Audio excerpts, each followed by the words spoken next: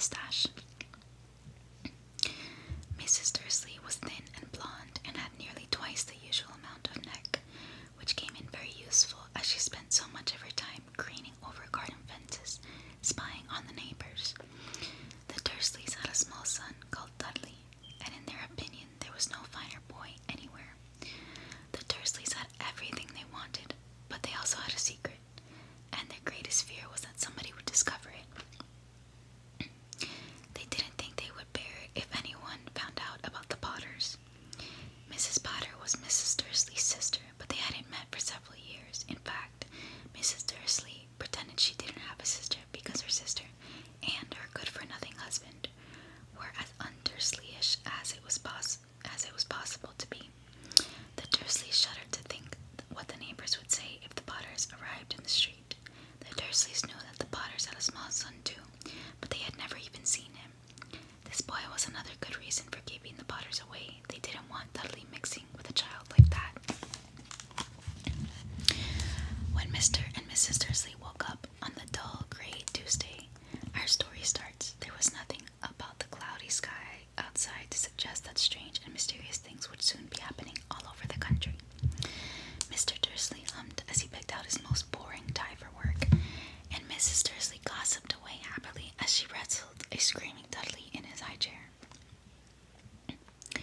None of them noticed a large tawny owl flutter past the window at half past 8, Mr. Dursley picked up his briefcase, pecked Mrs. Dursley on the cheek, and tried to kiss Dudley goodbye, but missed because Dudley was now having a tantrum and throwing his cereal at the walls. Little Tyke chortled Mr. Dursley as he left the house. He got into his car and backed out of number 4's drive. It was on the corner of the street that he noticed the first sign of something peculiar, a cat reading a map. For a second, Mr. Dursley didn't realize what he had seen. Then he jerked his head around to look again. There was a tabby cat standing on the corner of Privet Drive, but there wasn't a map in sight. What could he have been thinking of? It must have been a trick of the light.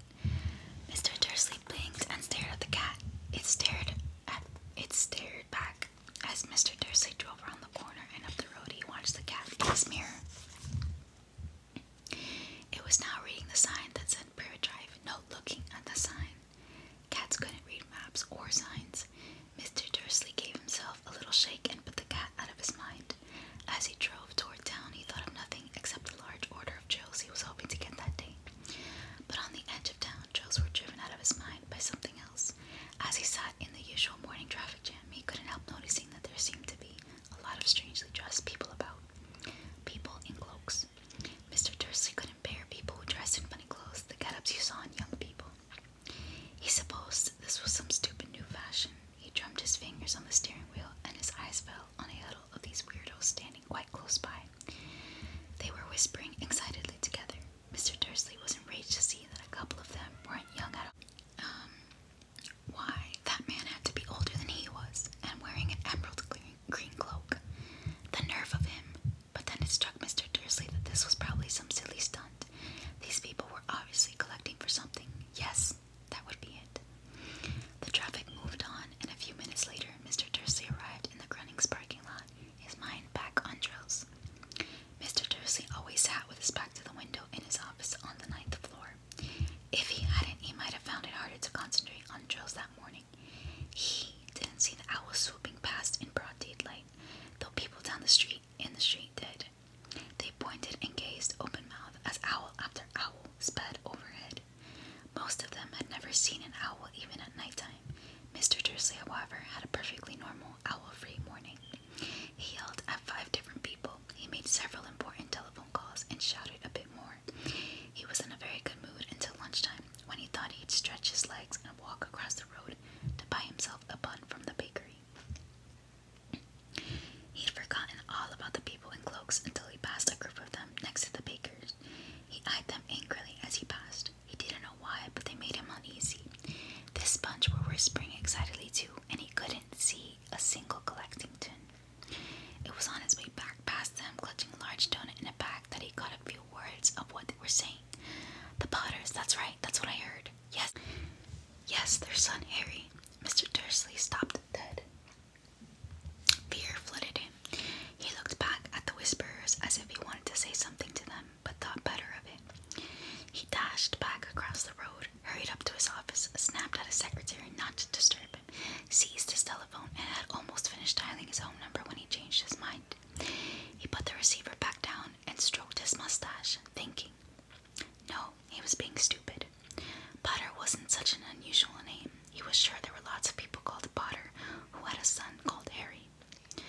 Come to think of it, he wasn't even sure his nephew was called Harry. He'd never even seen the boy. It might have been Harvey or Harold. There was no point in worrying Mrs. Dursley. She always got so upset at any mention of her sister. He didn't blame her if he'd had a sister like that. But all the same, those people in cloaks. He found it a lot harder to concentrate on drills that afternoon, and when he left the building at 5 o'clock, he was still so worried that he walked straight into someone just outside the door. Sorry, he grunted as the tiny old man stumbled and almost fell. It was a few seconds before Mr. Dursley realized that the man was wearing a violet cloak. He didn't seem at all upset at being almost knocked to the ground. On the contrary, his face split into a wide smile, and he said in a squeaky voice that made passers-by stare, "Don't be sorry, my dear sir, for nothing could upset me today. Rejoice, for you know who has gone at last. Even muggles like yourself should be celebrating this happy, happy day." And the old man hugged Mr. Dursley around the middle and walked off.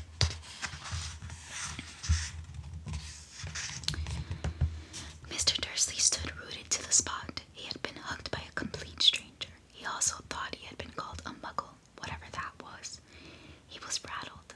He hurried to his car and set off for home, hoping he was imagining things, which he had never hoped before because he didn't approve of imagination.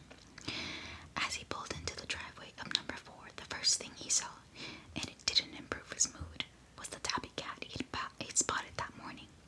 It was now sitting on his garden wall. He was sure it was the same one. It had the same markings around its eyes. "Shoo," said Mr. Dursley loudly. The cat didn't move. It just gave him a stern look. Was this normal cat behavior? Mr. Dursley wondered. Trying to pull himself together, he let himself into the house. He was still determined not to mention anything to his wife. Mrs. Dursley had had a nice normal day. She told him over dinner all about Mrs. Next Door's problem with her daughter and how Dudley had learned a new word. Won't. Mr. Dursley tried to act normally. When Dudley had been put to bed, he went into the living room in time to catch the last report on the evening news. And finally, bird watchers everywhere have reported that the nation's owls have been behaving very unusually today. Although owls normally hunt at night and are hardly ever seen in the daylight, there have been hundreds of sightings of these birds flying in every direction since sunrise. Experts are unable to explain why the owls have suddenly changed their sleeping pattern. The newscaster allowed himself a grin. Most mysterious. And now over to Jim McGuffin with the weather. Going to be any more showers of owl tonight, Jim? Well, Ted, said the weatherman, I don't know about that, but it's not only the owls that have been acting oddly today. Viewers apart as Kent, Yorkshire, and Dundee have been phoning in to tell me that instead of the rain I promised yesterday, they've had a downpour of shooting stars. Perhaps people have been celebrating bonfire night early. It's not until next week, folks, but I can promise a very wet night tonight. Mr. Dursley sat frozen in his armchair. Shooting stars all over Britain, owls flying by daylight, mysterious people in cloaks all over the place, and a whisper about the Potters. Mrs. Dursley came into the living room carrying 2 cups of tea. It was no good. He'd have to say something to her. He cleared his throat nervously. Petunia, dear, you haven't heard from your sister lately, have you? As he had expected, Mrs. Dursley looked shocked and angry. After all, they normally pretended she didn't have a sister. No, she said sharply. Why? Funny stuff on the news, Mr. Dursley mumbled. Owls, shooting stars, and there was a lot of funny-looking people in town today. So, snapped Mrs. Dursley. Well, I just thought maybe it was something to do with, her crowd. This is the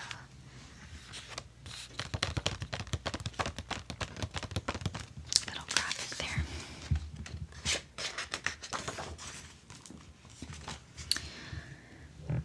Mrs. Dursley sipped her tea through pursed lips. Mr. Dursley wondered whether he dared tell her he'd heard the name Potter. He decided he didn't dare. Instead, he said as casually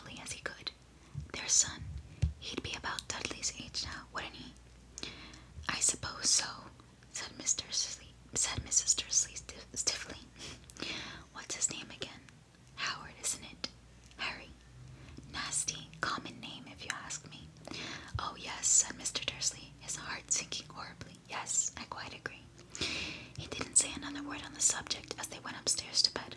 While Mrs. Dursley was in the bathroom, Mr. Dursley crept to the bedroom window and peered down into the front garden. The cat was still there. It was staring down Privet Drive as though it were waiting for something. Was he imagining things? Could all of this have anything to do with the Potters? If it did, if it got out that they were related to a pair of, well, he didn't think he could bear it. The Dursleys got into bed. Mrs. Dursley fell asleep quickly, but Mr. Dursley lay awake, turning it all over in his mind. His last comforting thought before he fell asleep was that, even if the Potters were involved, there was no reason for them to come near him and Mrs. Dursley. The Potters knew very well what he and Petunia thought about them and their kind. He couldn't see how he and Petunia could get mixed up in anything that might be going on. He yawned and turned over. It couldn't affect them. How very wrong he was. Mr. Dursley might have been drifting into an uneasy sleep, but the cat on the wall outside was showing no sign of sleepiness. It was sitting as still as a statue, its eyes fixed unblinkingly on the far corner of Privet Drive. It didn't so much as quiver when a car door slammed on the next street, nor when two owls swooped overhead. In fact, it was nearly midnight before the cat moved at all. And there's the graphic for that one. Okay. A man appeared on the corner the cat had been watching. Appeared so suddenly. A man appeared on the corner the cat had been watching. Appeared so suddenly and silently you'd have thought he'd just popped out of the ground. The cat's tail twitched and its eyes narrowed. Nothing like this man had ever been seen on Privet Drive. He was tall, thin, and very old, judging by the silver of his hair and beard, which were both long enough to tuck into his belt. He was wearing long robes, a purple cloak that swept to the ground, and high-heeled buckled boots. His blue eyes were light, bright, and sparkling behind half-moon spectacles, and his nose was very long and crooked, as though it had been broken at least twice. This man's name was Albus Dumbledore. Albus Dumbledore didn't seem to realize that he had just arrived on a street, in a street where everything from his name to his boots was unwelcome. He was busy rummaging in his cloak looking for something, but he did seem to realize he was being watched because he looked up suddenly at the cat, which was still staring at him from the other end of the street. For some reason, the sight of the cat seemed to amuse him. He chuckled and muttered, "I should have known." He found what he was looking for in his inside pocket. It seemed to be a silver cigarette lighter. He flicked it open, held it up in the air, and clicked it. The nearest street lamp went out with a little pop. He clicked it again. The next lamp flickered into darkness. 12 times he clicked the put-outer, until the only lights left on the whole street were two tiny pinpricks in the distance, which were the eyes of the cat watching him.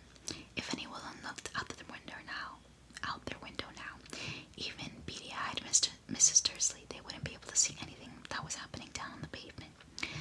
Dumbledore slipped the put-outer back inside his cloak and set off down the street toward number 4, where he sat down on the wall next to the cat. He didn't look at it, but after a moment he spoke to it. "Fancy seeing you here, Professor McGonagall." He turned to smile at Tabby, but it had gone. Instead, he was smiling at a rather severe-looking woman who was wearing square glasses exactly the shape of the markings the cat had had around its eyes. She, too, was wearing a cloak, an emerald one. Her black hair was drawn into a tight bun. She looked distinctly ruffled. "How did you know it was me?" she asked. "My dear Professor, I've never seen a cat sit so stiffly. You'd be stiff if you'd been sitting on a brick wall all day," said Professor McGonagall. "All day, when you could have been celebrating. I must have passed a dozen feasts and parties on my way here." Professor McGonagall sniffed angrily. "Oh yes, everyone's celebrating all right," she said impatiently. "You'd think they'd be a bit more careful, but no, even the Muggles have noticed something's going on. It was on their news." She jerked her head back at the Dursleys' dark living room window. "I heard it.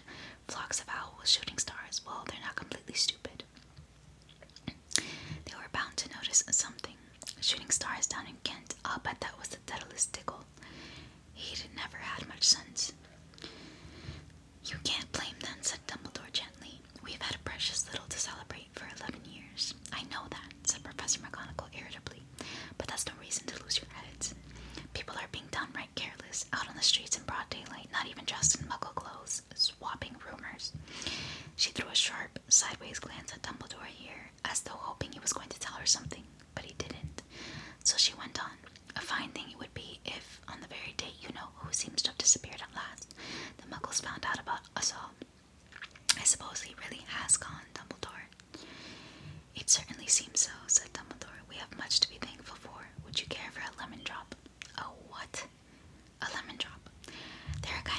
apple sweet I'm rather fond of.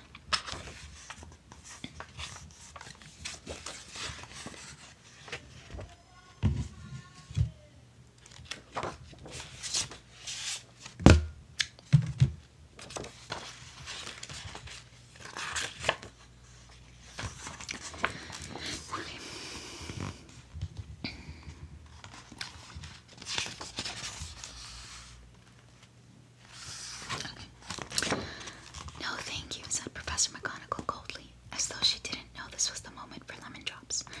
As I say, even if you know who has gone. My dear Professor, surely a sensible person like yourself can call him by his name. All of this you-know-who nonsense. For 11 years, I have been trying to persuade people to call him by his proper name. Voldemort. Voldemort. Professor McGonagall flinched, but Dumbledore, who was unsticking 2 lemon drops, seemed not to notice. It all gets so confusing if we keep saying you-know-who. I have never seen any reason to be frightened of saying Voldemort's name. I know you haven't, said Professor McGonagall, sounding half exasperated, half admiring. But you are different. Everyone knows you're the only one you know who. You know. Oh, all right. Voldemort was frightened of. You flatter me, said Dumbledore calmly. Voldemort had powers I will never have. Only because you're too, well, noble to use them. It's lucky it's dark. I haven't blushed so much since Madame Pomfrey told me she liked my new earmuffs. Professor McGonagall shot a sharp look at Dumbledore and said, the owls are nothing next to the rumors that are flying around. You know what everyone's saying about why he's disappeared, about what's finally stopped him. It seemed that Professor McGonagall had reached the point she was the most anxious to discuss, the real reason she had been waiting on a cold, hard wall all day. For neither as a cat nor as a woman had she fixed Dumbledore with such a piercing stare as she did now. It was plain that whatever everyone was saying, she was not going to believe it until Dumbledore told her it was true. Dumbledore, however, was choosing another lemon drop and did not answer. What they're saying, she pressed on, is that last night Voldemort turned up in Godric's Hollow. He went to find the Potters. The rumor is that Lily and James Potter are that they're dead. Dumbledore bowed his head. Professor McGonagall gasped. Lily and James. I can't believe it. I didn't want to believe it. Oh, Albus. Dumbledore reached out and patted her on the shoulder. I know, he said heavily. Professor McGonagall's voice trembled as she went on. That's not all. They're saying he tried to kill the Potter's son, Harry. But he couldn't. He couldn't kill that little boy. No one knows why or how, but they're saying that when he couldn't kill Harry Potter, Voldemort's power somehow broke, and that's why he's gone. Dumbledore nodded glumly. It's true, faltered Professor McGonagall. After all he's done, all the people he's killed, he couldn't kill a little boy. It's just astounding of all the things to stop it, but how in the name of heaven did Harry survive? We can only guess, said Dumbledore. We may never know. Professor McGonagall pulled out a lace handkerchief and dabbed at her eyes beneath her spectacles. Dumbledore gave a great sniff as he took a golden watch from his pocket and examined it. It was a very odd watch. It had 12 hands, but no numbers. Instead, little planets were moving around the edge. It must have made sense to Dumbledore, though, because he put it back in his pocket and said, Hagrid's late. I suppose it was he who told you I'd be here, by the way. Yes, said Professor McGonagall, and I don't suppose you're going to tell me why you're here, of all places. I've come to bring Harry to his aunt and uncle. They're the only family he has left now. You don't mean, you can't mean the people who live here, cried Professor McGonagall, jumping to her feet and pointing at number 4. Dumbledore, you can't. I've been watching them all day. You couldn't find 2 people who are less like us. And they've got this son. I saw him kicking his mother all the way up the street, screaming for sweets. Harry Potter, come and live here. It's the best place for him, said Dumbledore firmly. His aunt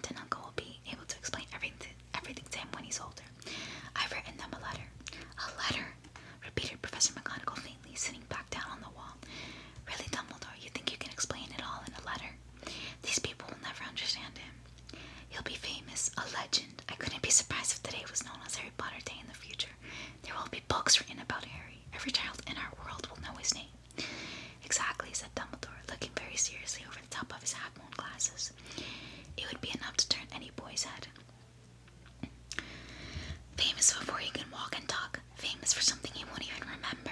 Can't you see how much better he'll be growing up away from all that until he's ready to take it? Professor McGonagall opened her mouth, changed her mind, swallowed, and then said yes. Yes, you're right, of course. But how is the boy getting here, Dumbledore? She eyed his cloak suddenly, as though she thought he might be hiding Harry underneath it.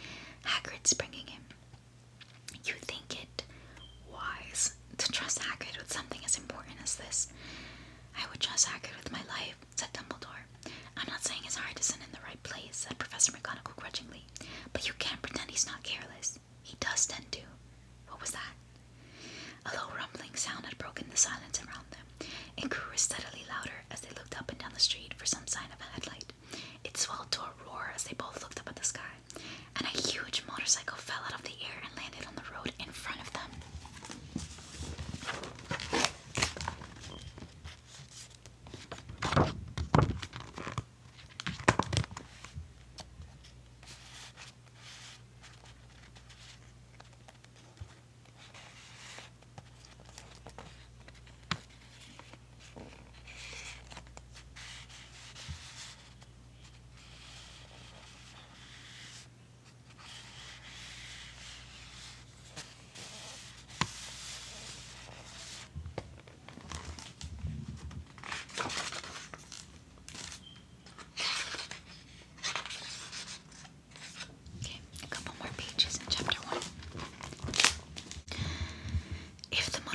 Huge, it was nothing to the man sitting astride it. He was almost twice as tall as a normal man and at least 5 times as wide.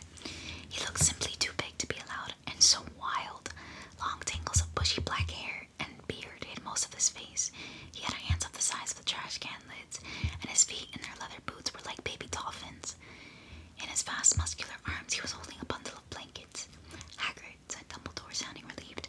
At last. And where did you get the motorcycle? Borrowed it, Professor Dumbledore, sir, said the giant, climbing carefully off the motorcycle as he spoke. Young, serious Black lent it to me. I've got him, sir. No problems. No problems, were there? No, sir. House was almost destroyed, but I got him out all right before the muggles started swarming around.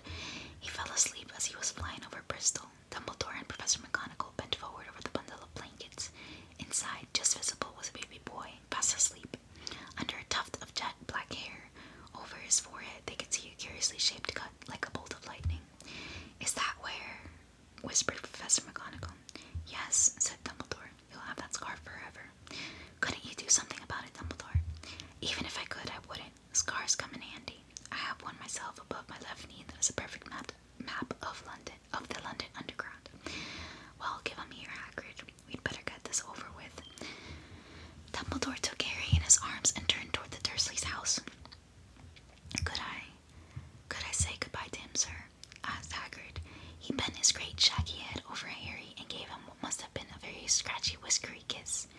Then, suddenly, Hagrid let out a howl like a wounded dog. Shh! Hissed Professor McGonagall. You'll wake the muggles. Sorry, sobbed Hagrid, taking out a large spotted handkerchief and burying his face in it. But I can't stand it. Lily and James dead, and poor little Harry off to live with muggles. Yes, it's all very sad, but get a grip on yourself, Hagrid, or we'll be found. Professor McGonagall whispered, patting Hagrid gingerly on the arm as Dumbledore stepped over the low garden wall and walked to the front door. He laid Harry gently on the doorsteps, took a letter out of his cloak, tucked it inside Harry's blanket, and then came back to the other two. For a full minute, the three of them stood and looked at the little bundle. Hagrid's shoulders shook, Professor McGonagall blinked furiously, and the twinkling light that usually shone from Dumbledore's eyes seemed to have gone out. Well, said Dumbledore finally, that's that. We've no business staying here. We may as well go and join the celebrations. Yeah, said Hagrid in a very muffled voice. I'd best get this bike away. Good night, Professor McGonagall. Professor Dumbledore, sir. Wiping his streaming eyes on his jacket sleeve, Hagrid swung himself onto the motorcycle and kicked the engine into life. With a roar, it rose into the air and off into the night. I shall see you soon,